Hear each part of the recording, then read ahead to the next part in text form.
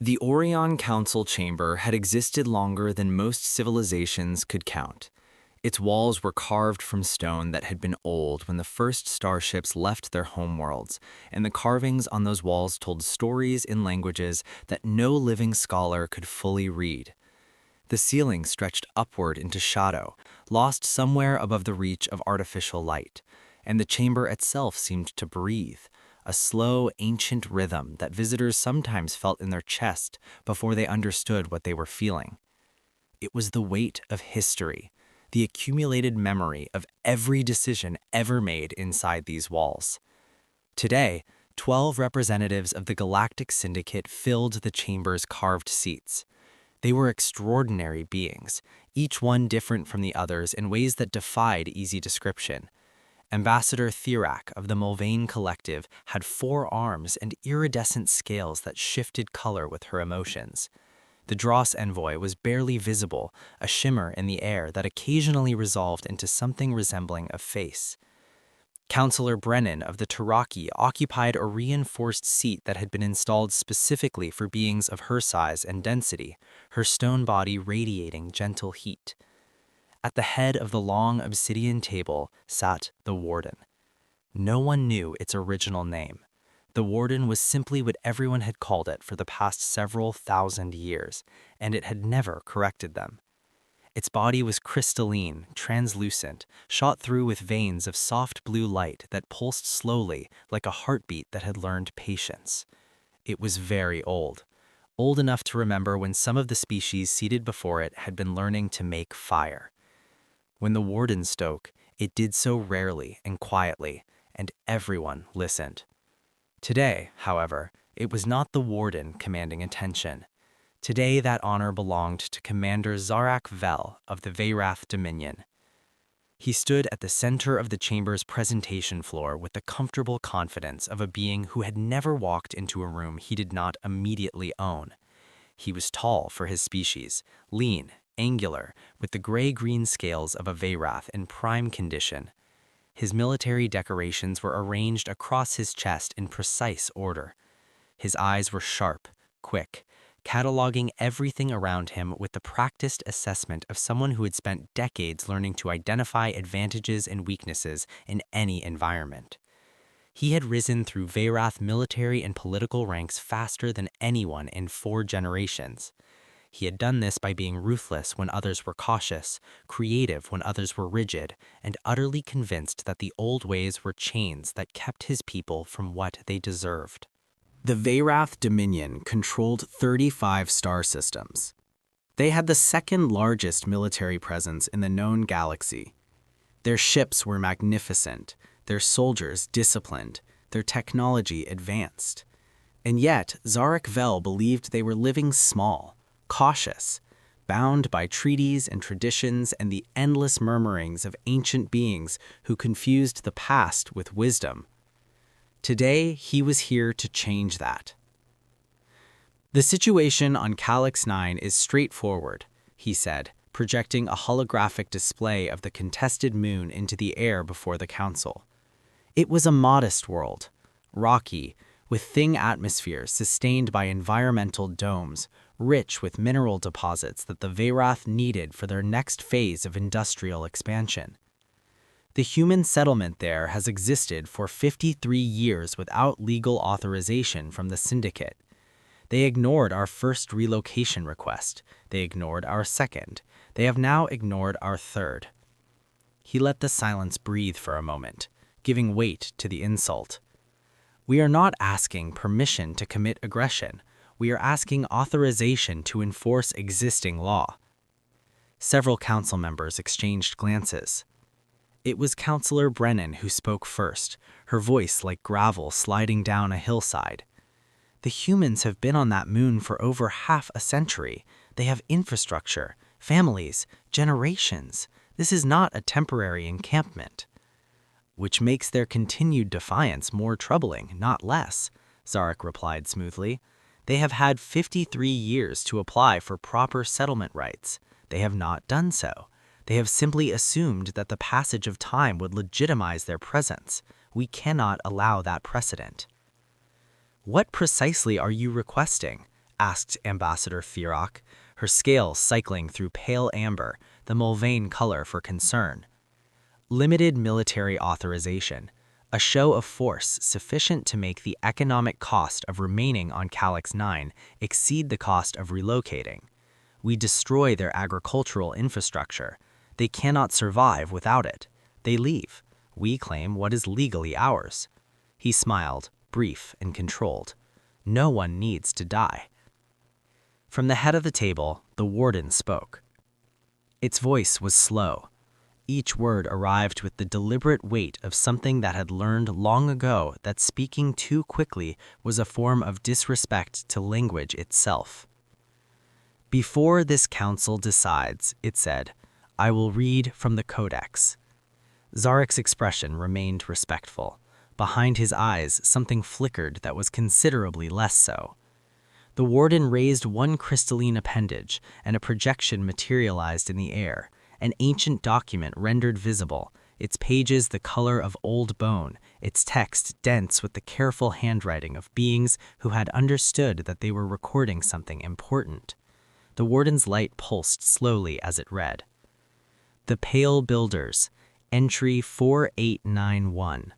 Observe, do not engage. Do not threaten what they protect or love. They move slowly through history until they do not. They forget nothing. They forgive by choice, not necessity. Their patience is not weakness, it is architecture. They are building something when they are quiet. You will not like what it is. The chamber was still. Zarek let the silence hold for exactly 3 seconds, long enough to be respectful, short enough to signal that he was not particularly moved, before he spoke. With all due respect to the Codex and to you, Elder, that entry was written during humanity's early expansion era. They were a different species then.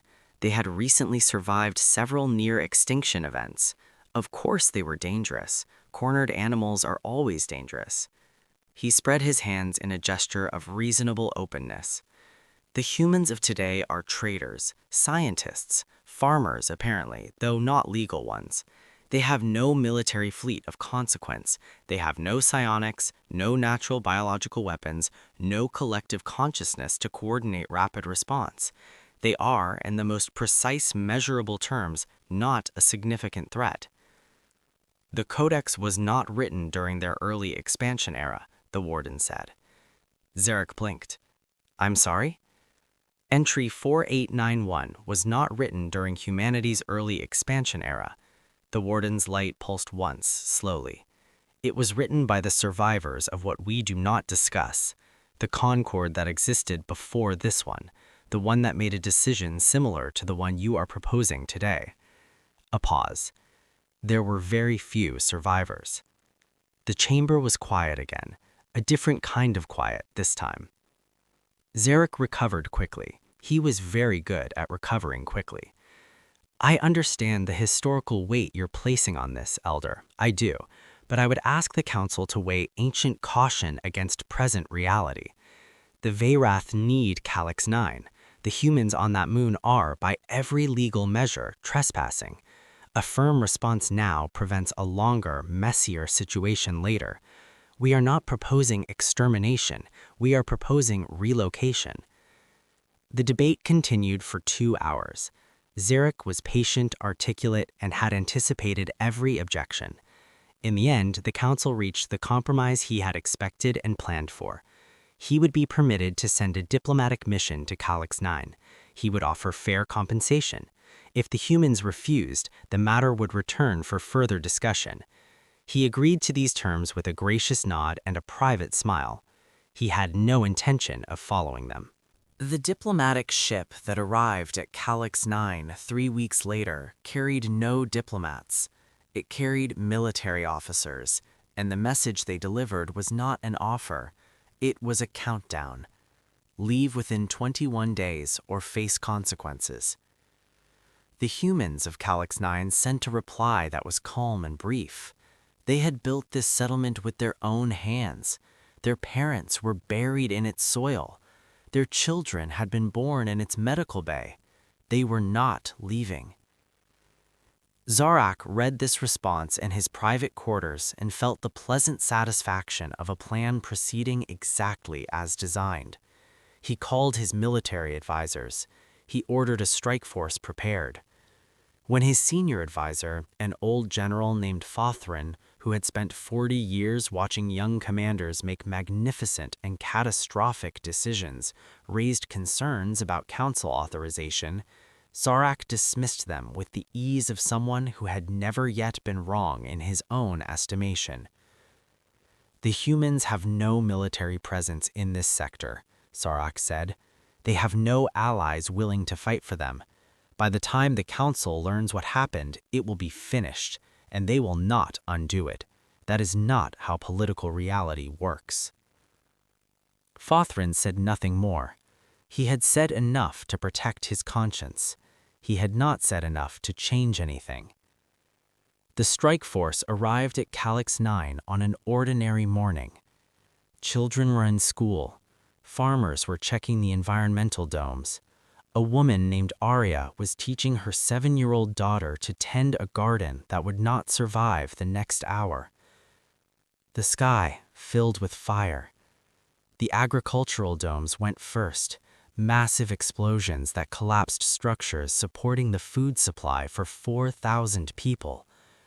The strikes were not precise because precision had not been ordered. This was a message. Messages needed to be legible. A school building was close enough to the second dome to be caught in the blast wave. It disappeared. The bombardment lasted 40 minutes. When it was over, Zarak's fleet conducted a damage assessment. 68% of Calyx 9's infrastructure had been destroyed. Casualty estimates were still being calculated. The final count, when it came in, was 2,891. Among them, 612 children.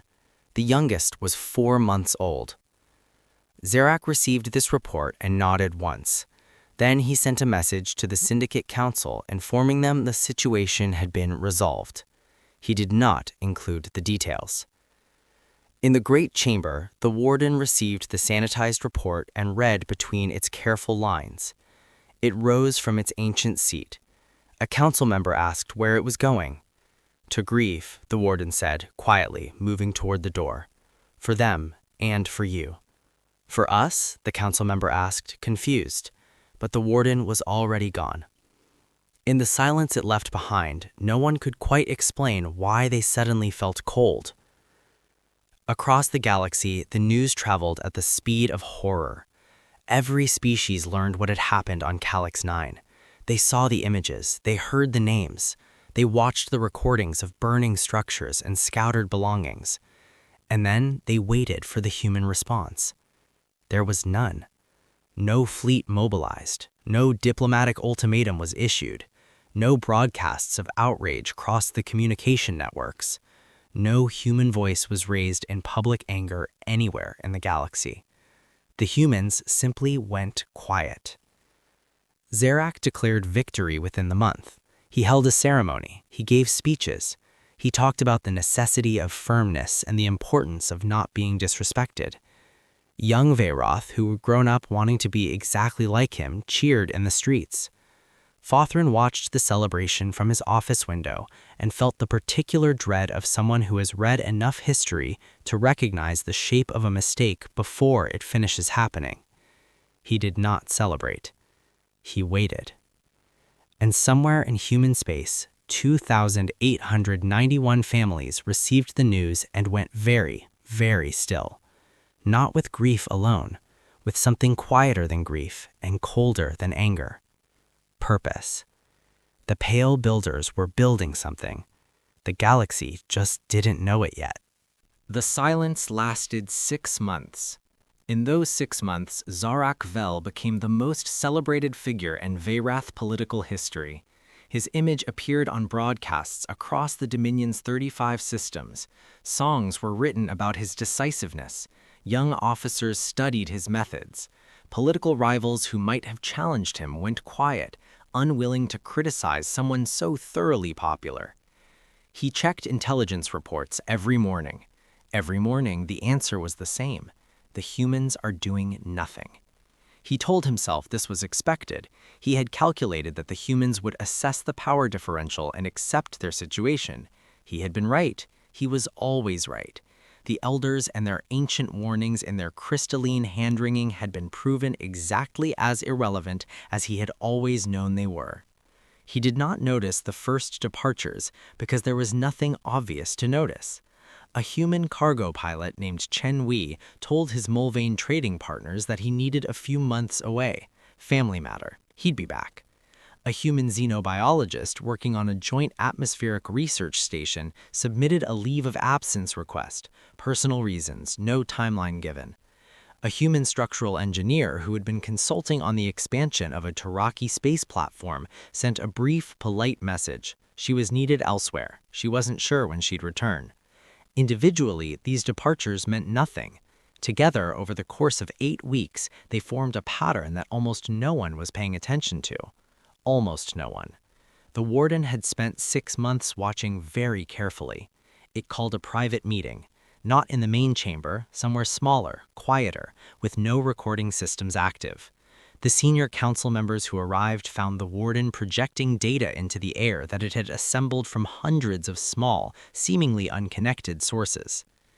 Every human currently operating outside human territorial space has returned home, it said, not in response to any announced policy, not in response to any directive, individually with ordinary explanations over the course of 2 months. When you add them together, it gestured at the compiled data, there is not a single human being operating anywhere in the galaxy outside their own territory. They have cleared the field. Cleared it for what? Asked Ambassador Farak. Her scales were cycling through deep blue, which meant fear.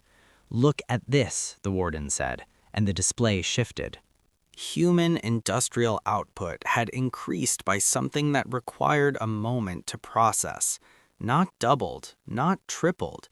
The figure was so large it looked like a transcription error. Shipyards that had been operating at minimal capacity were now running without pause. Mining operations had expanded to every viable rock in human space.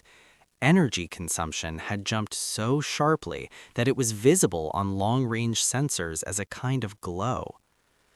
They are building, the warden said. Building what? Counselor Brennan asked. We do not know precisely.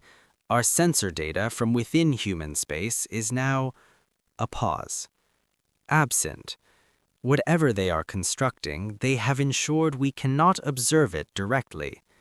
The chamber was very quiet. There is one more thing. The warden changed the display again. Human birth rates. Stable for 3 centuries. An average of 2 children per family. Enough to maintain population without significant growth. Another shift. Current statistics. The average is now 4 children per family. In certain regions, higher. Thirak stared at the numbers. Why would... They are preparing for a long and costly campaign, said the Kratali ambassador, a being composed of interlocked mineral plates, whose species had a deep cultural understanding of collective survival strategy. They are ensuring that even if many of them die, there will be enough of them remaining to finish what they have decided to do. A pause. They expect heavy losses. Their own? Brennan asked. We cannot know, the warden said, but they are clearly willing to pay a price they believe will be significant, and they have decided to pay it. The council sent this information to Zarak. They urged him formally and urgently to seek diplomatic resolution while resolution was still possible. They offered to help negotiate. They warned him that the situation was more dangerous than he understood. Zarak sent back a polite, mocking response. He thanked them for their concern. He explained that the birth rate increase was an emotional reaction to tragedy, understandable, human, irrelevant. The industrial expansion was economic adjustment. The departure of humans from galactic space was fear, simple and expected. He had a rational explanation for everything. The warden read his response and experienced something it had not felt in approximately 3,000 years. Fear. The morning it happened was unremarkable on the Veyrath homeworld. The twin suns rose as they always did. Citizens went to work. Military officers completed their shift changes. Xeroc Vel was eating breakfast and reviewing the day's political briefings when every light in his residence went out simultaneously. He sat in sudden darkness. His emergency systems did not activate. His backup power did not engage. His personal communicator, when he reached for it, was completely dead. Through his window, he could see the capital city spread below him, and it too was dark, entirely, completely, instantly dark, as if someone had simply reached out and switched off the Veyrath Dominion the way you might extinguish a candle. It lasted 3 hours. Across 35 star systems, billions of Veyrath experienced the same thing. Military commanders stood on ships that would not respond to any command. Pilots sat in fighters that had become expensive furniture. Gunners faced weapon systems that registered as fully operational but produced nothing when triggered. Communication officers spoke into systems that transmitted silence. 3 hours. Then the power returned. For a few minutes there was relief. Then the testing began. A battleship's primary weapon fired a beam of soft, harmless colored light. A fighter pushed to maximum acceleration and moved at the speed of a cargo transport. A space station ran a full defensive systems diagnostic, everything registered as perfect, and then attempted a live test that revealed every system operating at a fraction of its rated capacity. The reports came in from across the Dominion like a tide. Every military asset, every warship, every weapons platform, every defensive installation, all of it altered.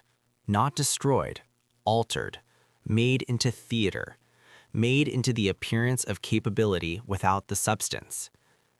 Zarak arrived at military headquarters to find Fothrin already there, reading the incoming reports with the expression of a being who had spent 40 years dreading exactly this and taken no satisfaction whatsoever in being correct.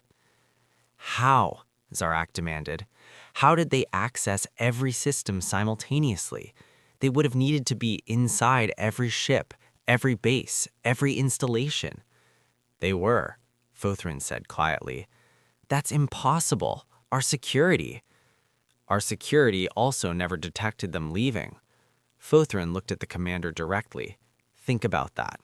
Every human working throughout the galaxy packed up and went home over the course of 2 months, and we barely noticed. Now consider, what if some of them didn't go home? What if some of them simply became invisible? He gestured at the screens. They were here, inside our systems, for months, possibly longer, learning everything, mapping every weakness, and when they were ready, they simply reached out and turned us off. Before Zarak could respond, every screen in military headquarters changed simultaneously. A broadcast on all frequencies, reaching every communication device in the Dominion. A human ship had appeared at the edge of Veyrath space. It was small, unremarkable, the kind of vessel that carried cargo between minor systems. It looked like it shouldn't be able to threaten a planetary weather station, let alone the second greatest military power in the galaxy. The broadcast it carried began with an image, a child's drawing, crayon on paper, a family standing in front of a domed structure, stick figures with big round heads and wide smiles on a moon with a pale purple sky. In the corner, written in a child's careful handwriting, Home, Calyx 9. Then a voice, a woman's voice, calm, precise, entirely without theatrical emotion, which somehow made it far more powerful than any performance could have been. The Veyrath Dominion destroyed the settlement on Calyx 9. 2,891 people died. 612 of them were children. The youngest was 4 months. They were farmers, engineers, teachers, artists. They had built something real in an empty place and called it home. They were killed because one ambitious commander wanted to demonstrate that human lives were a resource to be managed, not a reality to be respected. A pause. We are here to demonstrate otherwise. The drawing faded. It was replaced by a list of names, all 2,891 of them. They scrolled slowly across every screen in the Dominion, in Veyrath homes, military installations, government offices, schools. For each life taken, the Veyrath Dominion will observe 1 year of enforced consequence, 2,891 years. Your grandchildren's grandchildren will be living with what you have done today. The names kept scrolling. Your military has been rendered non-functional. This was not an attack. It was a demonstration of what we chose not to do. We chose not to arrive in force. We chose not to reduce your worlds to the same rubble you made of ours. We are capable of this. We made a different choice. Another pause. This is not vengeance. Vengeance would have been faster and simpler, and you would have had the dignity of understanding it. This is consequence. You will live. You will live knowing you are alive only because we decided you should be. For 2,891 years, human ships will maintain a presence in your space. You will not rebuild your military. You will not circumvent this arrangement. Anyone who aids you in doing so will discover that we have very good memories and considerable patience. The final name scrolled past. We remember them all. We will not forget. We suggest you learn to remember them too. The broadcast ended. The human ship disappeared into faster-than-light travel as quietly as it had arrived. For a very long moment, no one in the Veyrath military headquarters said anything at all. Then Zarak began giving orders. Find the ship, track it, begin reversing whatever the humans had done to their systems, and Fothrin watched him with something that was equal parts exhaustion and sorrow. It won't help, the old general said. Finding the ship won't help. It's one of thousands. Reversing the modifications won't help. They can simply do it again. Fighting back won't help. Fothrin gestured at the useless weapons report still scrolling across the screens. We have nothing to fight with. He looked at the commander, really looked at him, perhaps for the first time in years. We attacked a settlement. We killed their children. We held ceremonies celebrating it. And we are now facing what the Codex warned us we would face. A pause. The only question remaining is whether we make it worse. Zarak's attempt to flee 3 days later was unsuccessful. His private ship stopped functioning approximately 3 star systems from the Dominion's border. When Veyrath authorities located the vessel, Zarak was physically unharmed. But there was a room aboard that ship, small, featureless, no controls, no communication systems, no way to measure the passage of time. The only thing in it was a screen. The screen displayed faces, names, ages, histories, what each person had dreamed of, who had loved them, what they had been building toward on a moon with a pale purple sky, the farmer who had been developing a new irrigation technique, the teacher who had been writing a history of the settlement for her students, the engineer who had been designing a better atmospheric processor, the child who had been learning to draw. Zarak had spent 4 days in that room when he was found. He was sitting in a corner, rocking slowly, whispering names in a continuous murmur that the rescue team said they would not be able to forget. The human representative who arrived to speak with Veyrath officials was matter-of-fact about his fate. Commander Zarak Vel would remain in that room for 2,891 years, 1 year for each person he had decided did not matter. Human medical technology would keep him healthy for the duration. He would learn every name. He would understand every story. He would spend nearly 3 millennia coming to know, individually and completely, each reality he had erased. The Veyroth officials called it torture. The human representative listened carefully to their objection, then responded with the particular calm of someone who had considered every word before speaking it. "It is not torture," she said. "Torture causes pain in order to break a person. This causes understanding in order to change one." Commander Vell ordered deaths because he believed those people were abstractions, obstacles, not individuals. He will spend 2,891 years learning that he was wrong about every single one of them. That is not cruelty. A pause. It is the most educational experience we could design. She left before anyone could think of an adequate response. The galaxy transformed. Not immediately. Not in the dramatic, sudden way of battles in treaties. Slowly, the way understanding moves, seeping into the spaces between existing ideas, until one day the structure of thought itself has shifted, and you cannot quite remember what you believed before. Human ships took up quiet orbits around every Veyroth world. Small vessels, minimal crews. They did not threaten, they did not demand. They watched. Every Veyroth citizen who looked up at the sky saw them there, patient and permanent, and understood in a way that military defeat alone could never have communicated what the Codex had been trying to say for millennia.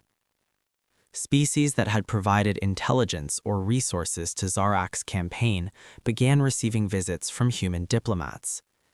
These visits were quiet and brief, and produced results that larger species with larger fleets had failed to achieve through decades of conventional pressure. No one who received a second visit had refused the first one's terms. In the great chamber of the Orion Council, the warden addressed an assembly that had changed. "You asked," it said, "why the oldest warnings in the Codex concerned a species with no natural weapons, no psionics, no collective consciousness, no exceptional physical capability.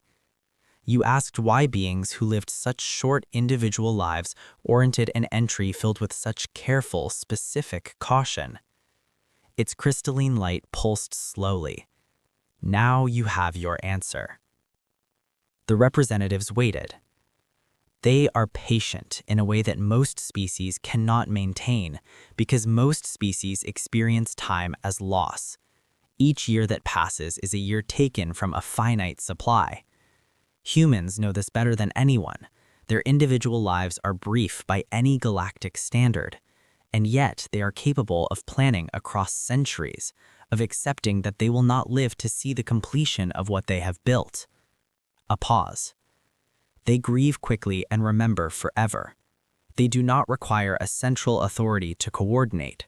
They simply look at a problem, understand what needs to happen, and move toward the same answer independently. And when they are finally, truly provoked, the warden let the silence complete the sentence. "But there is something the old Codex does not adequately convey," it continued. "Something I have observed in these past months that I believe is the most important thing to understand about them." Its light shifted, something that those who knew it recognized as the crystalline equivalent of profound feeling. They are merciful. Not because they are weak, not because they lack capability, because they chose to be. They had the power to end the Veyroth dominion completely, and chose instead a response measured precisely to produce understanding rather than destruction. Another pause. A species that is only dangerous can eventually be defended against. A species that is dangerous and merciful cannot be predicted. You cannot prepare for an enemy who might forgive you. You cannot strategize against a power that chooses its own restraint. Its light pulsed once, slowly. The only rational response to such a species is to never give them reason to make that choice in the first place.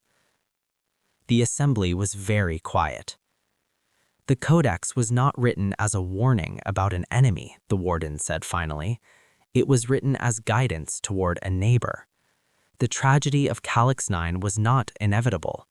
It required a great deal of choice and arrogance and the specific failure of one ambitious being to believe that old knowledge could still be relevant. A pause. Let us hope it requires considerably more time before anyone makes the same mistake again. It rose from its seat. The council is adjourned. I believe we all have a great deal to think about. It moved toward the door, and the representatives filed out behind it, each of them quieter than they had arrived, each of them carrying something new and heavy and important. Outside, somewhere beyond the sensor range of any instrument currently operating in the galaxy, human ships moved silently through deep space, patient, thorough, watching. And in Veyrath space, 2,891 names scrolled endlessly on a screen in a small room, witnessed by the only person in the galaxy who had truly needed to learn them. The galaxy had changed. It would not change back.